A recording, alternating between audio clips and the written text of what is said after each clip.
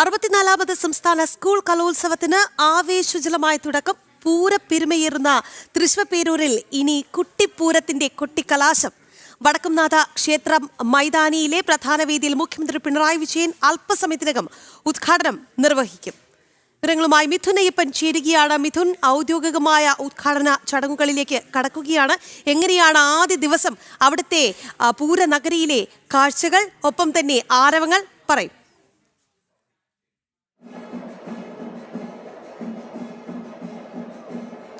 തീർച്ചയായിട്ടും തൃശ്ശൂർ വടക്കുംനാഥ ക്ഷേത്ര മൈതാനം മറ്റൊരു പൂരത്തെ അനുസ്മരിപ്പിക്കുന്ന നിലയിലേക്ക് എത്തിച്ചേർന്നിരിക്കുന്നു എന്നുള്ളത് തന്നെയാണ് മനസ്സിലാക്കാൻ സാധിക്കുന്നത്. ഇവിടെ നിന്ന് കാണാൻ കഴിയുന്നത് അത് തന്നെയാണ്. അറിയാം, പശ്ചാത്തലത്തിൽ പാണ്ടിമേളം ഇങ്ങനെ പെരുക്കുകയാണ്. കിഴക്കൂട്ട് അനിയന്മാരുടെ നേതൃത്വത്തിലുള്ള പാണ്ടിമേളം അവിടെ അരങ്ങേറിക്കൊണ്ടിരിക്കുന്നു. പാറമേക്കാവ് ഭഗവതി സർവാഭരണ വിഭൂഷിതയായി ഇറങ്ങി വരുന്ന പൂരപ്പുറപ്പാട് നടക്കുന്ന വടക്കുംനാഥ ക്ഷേത്രത്തിനും അതുപോലെ തന്നെ പാറമേക്കാവ് ഭഗവതിക്കും നടുക്കുള്ള ഈ സ്ഥലത്ത് അവിടെ ഇപ്പോൾ ഇതാ കുട്ടിപ്പൂരം ഇങ്ങനെ കൊട്ടിക്കലാശത്തിലേക്ക് നടക്കുകയാണ്. കഴിഞ്ഞ ഏതാനും മാസങ്ങളായി സബ് ജില്ലാ തലത്തിലും റവന്യൂ ജില്ലാ തലത്തിലുമെല്ലാം നടന്ന വലിയ വാശിയേറിയ പോരാട്ടങ്ങൾക്കൊടുവിൽ കലാകേരളം, കൗമാര കേരളം ഇപ്പോൾ ഇതാ തൃശ്ശൂരിൽ എത്തി നിൽക്കുന്നു. വടക്കുംനാഥ ക്ഷേത്ര മൈതാനിയിലെ പ്രധാന വാർഡായിട്ടുള്ള പ്രധാന ഇടമായിട്ടുള്ള സൂര്യകാന്തിയാണ് പ്രധാന വേദി. ഇപ്പോഴിതാ ഇവിടുത്തെ BJPയുടെ ജില്ലാ അധ്യക്ഷൻ ഇവിടെ എത്തിയിരിക്കുകയാണ്. ഇവിടെ ജില്ലയിൽ കലോത്സവം എത്തിയിരിക്കുന്നു. അത് സജീവമായി മുന്നോട്ട് പോയിക്കൊണ്ടിരിക്കുക. എന്താണ് പൂരത്തിൻ്റെ നാട്ടിൽ മറ്റൊരു പൂരത്തിന് കൊടികയറി വലിയൊരു വിദ്യാർത്ഥികളുടെ വലിയൊരു കലോത്സവത്തിന് തുടക്കം കുറിക്കുകയാണ്. 68ാമത്തെ കലോത്സവം തൃശ്ശൂർ ആതിഥേയത്വം വഹിക്കുമ്പോൾ അത് മറ്റൊരു ചരിത്രമായി വഴിമാറുമെന്നുള്ള കാര്യത്തിൽ യാതൊരു സംശയവുമില്ല. എല്ലാ കലാകാരിമാർക്കും ആശംസകൾ നേരുകയാണ്. തൃശ്ശൂർ അങ്ങനെ വലിയ ആവേശത്തിൽ തന്നെയാണല്ലേ? മറ്റൊരു പൂരത്തിൻ്റെ അതേ രീതിയിലുള്ള ഒരു ആവേശം? തീർച്ചയായും മറ്റൊരു പൂരത്തിൻ്റെ അതേ ശൈലിയിൽ തന്നെയാണ് ഈ കലോത്സവത്തെയും കാണുന്നത്. തീർച്ചയായിട്ടും എല്ലാവരും ഇവരിപ്പോൾ അതിഥികളായിട്ട് എത്തുകയാണ്. അങ്ങനെ എല്ലാ തലത്തിലും തൃശ്ശൂർ പൂരത്തെ അനുസ്മരിപ്പിക്കുന്ന തരത്തിൽ വലിയ തിരക്ക്, അതുപോലെ തന്നെ വലിയ ആവേശമെല്ലാം തന്നെ എത്തിയിരിക്കുകയാണ്. വിവിധ ഇടങ്ങളിൽ നിന്നുള്ള കുട്ടികളെല്ലാം ഇവിടെ എത്തിച്ചേർന്നിട്ടുണ്ട്. എവിടുന്നാ മോനെ?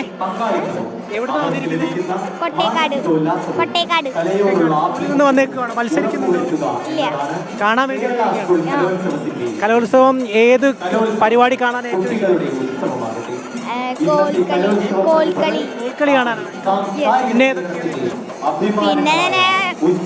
നാടോടി നൃത്തം, അങ്ങനൊക്കെ ഭരതനാട്യം.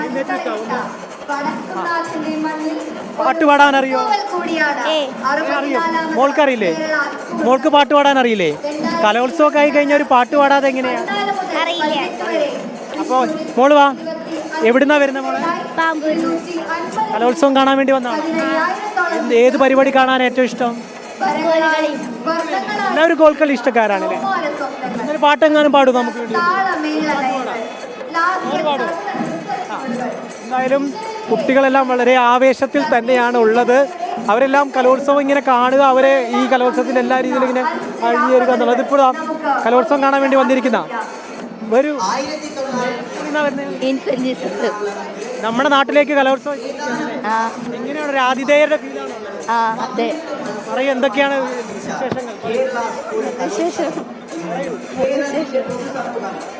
കുട്ടികളൊക്കെ ഇത് നമ്മൾ ഈ പ്രധാനപ്പെട്ടുള്ള സൂര്യകാന്തി സ്റ്റേജിലാണ് നമ്മളിപ്പോൾ. പ്രധാന വേദിയാണ് അവിടെയെല്ലാം ഇപ്പോൾ ഈ വേദി മുഴുവൻ ആളുകൾ നിറഞ്ഞു കഴിഞ്ഞു. കാണികളെല്ലാം തന്നെ നിറഞ്ഞു കഴിഞ്ഞു. വിവിധ സ്കൂളുകളിൽ നിന്നുള്ള വിദ്യാർത്ഥികൾ ഇവിടെ എത്തിയിട്ടുണ്ട്. മത്സരാർത്ഥികളെല്ലാം തന്നെ വിവിധ സ്റ്റേജുകളിൽ അവരുടെ മത്സരത്തിനായിട്ടുള്ള ഒരുക്കങ്ങളാണ് നടത്തിക്കൊണ്ടിരിക്കുന്നത്. ഇപ്പോൾ ഇവിടെ ഈ തൃശ്ശൂരിൽ നിന്നുള്ള കാണികൾ ഇവിടെ എത്തിച്ചേർന്നിരിക്കുന്നു. പ്രധാനപ്പെട്ട ഇനങ്ങളെല്ലാം തന്നെ നടക്കുന്നത് പ്രധാന വേദിയായിട്ടുള്ള ഈ സൂര്യകാന്തിയിലാണ്. ഏറ്റവും ആളുകൾ കാണാനെത്തുന്ന നൃത്ത ഇനങ്ങൾ, ഗ്ലാമർ ഇനങ്ങൾ എന്നെല്ലാം വിശേഷിപ്പിക്കുന്ന കലോത്സവത്തിൻ്റെ ഗ്ലാമർ ഇനങ്ങളാണ് ഈ നൃത്ത ഇനങ്ങളെല്ലാം തന്നെ. മോഹിനിയാട്ടവും ഭരതനാട്യവും സംഘനൃത്തവും എല്ലാം അരങ്ങേറുന്നത് പ്രധാന വേദിയായിട്ടുള്ള ഈ സൂര്യകാന്തി എന്ന് പറയുന്ന വേദിയിലാണ്. അവിടെ ഇപ്പോൾ അല്പസമയത്തിനകം തന്നെ ഉദ്ഘാടന ചടങ്ങിനായിട്ടുള്ള ഒരുക്കങ്ങളെല്ലാം തന്നെ പൂർത്തിയായി കഴിഞ്ഞിട്ടുണ്ട്. മുഖ്യമന്ത്രി പിണറായി വിജയനാണ് മേള ഉദ്ഘാടനം ചെയ്തത്. മുഖ്യമന്ത്രിയാണ് മേള ഉദ്ഘാടനം ചെയ്യുന്നത്. മറ്റ് പ്രമുഖരെല്ലാം തന്നെ കേന്ദ്രമന്ത്രി സുരേഷ് ഗോപി അടക്കമുള്ളവർ ഇവിടെ എത്തും. ഒപ്പം തന്നെ കഴിഞ്ഞ 9 മണിയോടുകൂടിയാണ് ഈ വടക്കുംനാഥ ക്ഷേത്ര മൈതാനിയിലെ പ്രധാന വേദിയായിട്ടുള്ള സൂര്യകാന്തിക്ക് മുമ്പിലുണ്ടായിരുന്ന പതാക മരം, ആ പതാക മരത്തിൽ പതാക ഉയർത്തിയത്. പൊതുവിദ്യാഭ്യാസ ഡയറക്ടർ പതാക ഉയർത്തിക്കൊണ്ട് ഈ മേളയ്ക്ക് ഈ സംസ്ഥാന സ്കൂൾ കലോത്സവത്തിന് കൊടിയേറ്റമായിരിക്കുന്നു.